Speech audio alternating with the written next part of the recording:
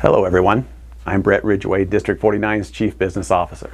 Our annual Voice of the Workforce survey tells us that D49 staff have concerns about compensation, especially when it comes to pay and how their pay compares to other districts in the area. When we look into the numbers around the city, it is clear that District 49 is paying our staff considerably less compared to D11 and D20, which have relatively the same number of students. The numbers also show across the board that we have fewer people to do the same amount of work, and we are growing quickly.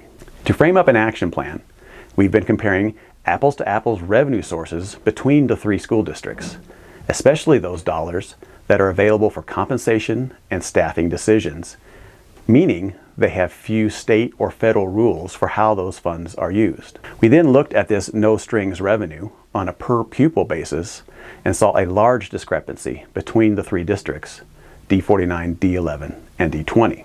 To help show why this is, let's take a look at the operational override funds that the districts receive by way of community-approved financial support. District 49 is at a disadvantage because of lower override tax rates while educating the same number of students as the two other districts. When we break down the competitive pay numbers for D49, we look at two main categories: the number of staff members employed per student and the average compensation of those staff members. The bars that dip below the top line indicate negative comparisons and show we are well under our neighbors in both categories, sometimes significantly below. The issue is not about budgeting or about the number of administrators on staff, because administration experiences shortfalls as well. This situation comes back to revenue. We can make some significant strides to close these gaps, but it will take your support and willingness to increase your investment in District 49.